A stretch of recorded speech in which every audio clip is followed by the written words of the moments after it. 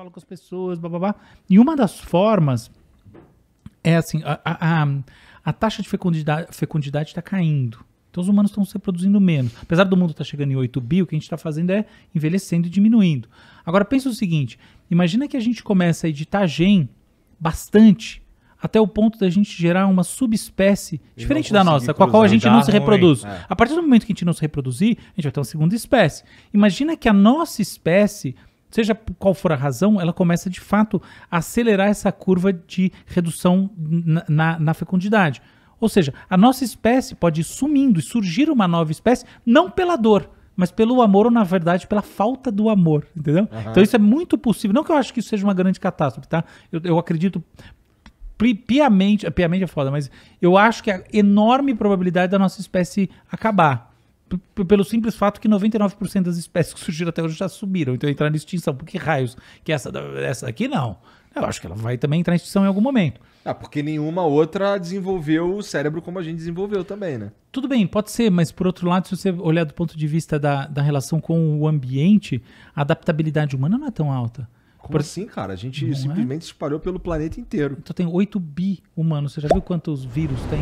Você já viu? Você tem cepas que estão vivas há bilhões de anos. O Homo sapiens tem 100 mil anos. É nada. Entendeu? Não, cara. Mas isso não quer dizer que a gente não possa ataquear por 1 bilhão de anos. Exatamente. Pode ser que a gente esteja. Mas existe um argumento para dizer que a gente desaparece... Tô enchendo teu saco, Álvaro. Não. Eu adoro que você me enche o saco. É só que assim, de fato, mas se a gente olhar, sabe assim, sistemicamente, vai falar, cara, a espécie humana é a espécie mais bem adaptada da história do planeta? Não. Nem a pau, mas não tá nem entre as mil. A gente não teve tempo para isso. Não é só porque a gente não teve tempo. É isso que eu acho que é a sensibilidade do nosso organismo. A sensibilidade do nosso organismo é exatamente o que eu quero dizer. Somos muito sensíveis. É uma puta do organismo frágil. Tudo bem, a gente é muito sensível, mas a gente consegue desenvolver tecnologias para diminuir a sensibilidade. Cara, mas e o vírus? Acabei de tomar a vacina, por exemplo, né? Sim, concordo, mas... Mas se soltar você ali na Amazônia, já era, você morre em 2 dias. Não, mas só que eu não tô, né? A gente evoluiu para não estar sozinho. Tá bom, né? Isso é uma grande verdade. Você criou uma condição para você... Mas eu ainda assim acho que a gente é mais sensível. Por exemplo, se você pegar os micro-organismos, a capacidade... Cara, tem micro-organismo que existe simulação mostrando que ele pode viver em Marte. Entendeu? Cara, é um nível de resistência absurda, cara. Absurda. Uma capacidade de proliferação em muito pouco tempo surreal. Então, assim, isso olhando... E aí você olha em perspectiva, tipo, esses 99% são todos multicelulares. Todos os multicelulares são mais frágeis do que os unicelulares, para começar, entendeu? Então, você olha em perspectiva, você fala, cara, a gente é uma espécie ultra multicelular, altamente complexa, frágil, tanto que a graça da saúde é justamente assim, cara, puta espécie frágil, você ser forte, cara, é a coisa mais difícil do mundo, porque a porra é uma espécie muito frágil. E aí, entende? Aí, por que essa espécie não vai acabar? É muito difícil imaginar isso. Mas principalmente na teoria que o Álvaro disse sobre a questão da reprodução, né? Exatamente, a espécie que além de tudo está declinando. Isso é fato, a gente vem reduzindo cada vez mais a reprodução. Mas eu acho que à medida que... Vamos lá, se acontece, a gente vai parar num cenário como que o Álvaro propôs, que é o de uma subespécie que não se reproduz mais com essa e tal, e a gente... Eu acho que a percepção de quem... É que continuou, concordo. É que continuou. Tá certo. É que eu não acho essa não é a principal forma para a extinção humana. Não acho a mais provável. Qual que é a mais provável?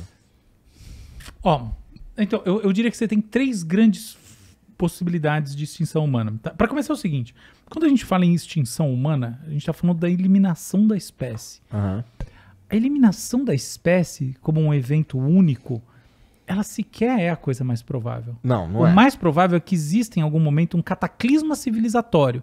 E dentro do cataclisma civilizatório, ou seja, morre mais de 1 bilhão, 2 bilhões de pessoas, ou às vezes mais 4 bilhões, seria metade do mundo hoje em dia. Me dá um exemplo e a partir do cataclisma civilizatório, a gente de fato tem uma dissolução das estruturas sociais e aí sim o fim da espécie. Entendeu? Ou seja, não é que acaba de... Essa ideia que, entendeu, como dinossauros que miram sob meteoros, é muito difícil que isso aconteça. Então então, por exemplo, como que o cataclisma civilizatório pode acontecer, né? Imagina a seguinte coisa, cada vez mais tá fácil, através de edição genética, etc. tal, você também criar patógenos, ok? Sim. a gente tem uma discussão séria, até hoje não está bem resolvido, qual é a origem do SARS-CoV, né, 19. Enfim, eu não quero entrar em paranoia, mas de fato a gente sabe que os laboratórios que fazem manipulação de patógenos são centros de altíssimo risco para a humanidade. Eles têm que ser muito bem cuidados. Sim. Pensa o seguinte, tecnologia DAI. Que legal, eu posso fazer como chama aquele aviãozinho assim? Drone na minha casa, eu compro os circuitos Raspberry Pi, faço o drone. Pô, que legal, posso brincar com o kit de genética, hoje em dia tem um monte desses kitzinhos, o cara faz... Tá falando do it yourself. Do it yourself. Tá. Tem um monte até CRISPR, tá? Edição genética, tem um monte de cara que faz CRISPR, que tá na internet, faz essas coisas, e é que pouco Caralho. no Brasil. Tem um monte de cientista amador americano que faz, e europeu que faz e na verdade asiático também, chinês, faz umas maluquices, entendeu? Pelo amor à ciência, à experimentação, nada demais. Mas resumindo, a gente vê uma tendência DAI forte, certo?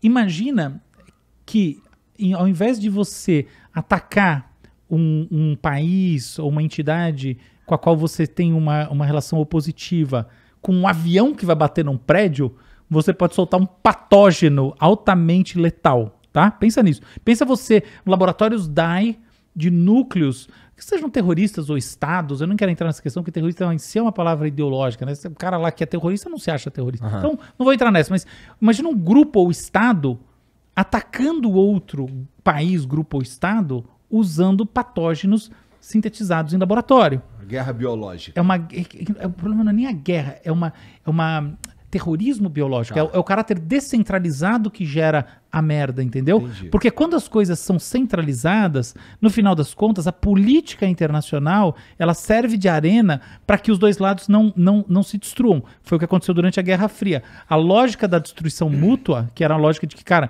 como é que funciona, né? Os Estados Unidos e a antiga União Soviética tinham submarinos rodando o mundo com bombas, inclusive bombas de hidrogênio, embarcadas no submarino, além de bases espalhadas, que se alguma coisa acontecesse, que efetivamente caísse bomba atômica no país, em algum dos países da União Soviética ou nos Estados Unidos, a ordem imediata era destruir o inimigo.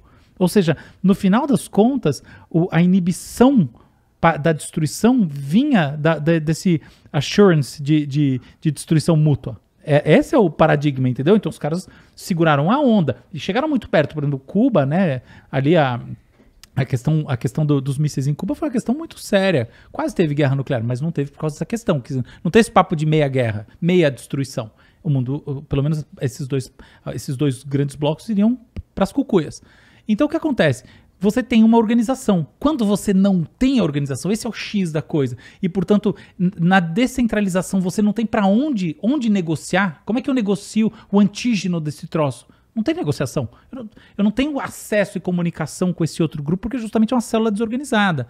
Pensa gente ao redor do mundo absolutamente nihilista, criando patógenos e jogando na humanidade, entendeu? Isso pode gerar um cataclismo civilizatório, uma perda de uma parte imensa, e a partir do cataclisma é fácil você imaginar guerras e outros fenômenos criados pela humanidade que acabam levando ao fim da espécie.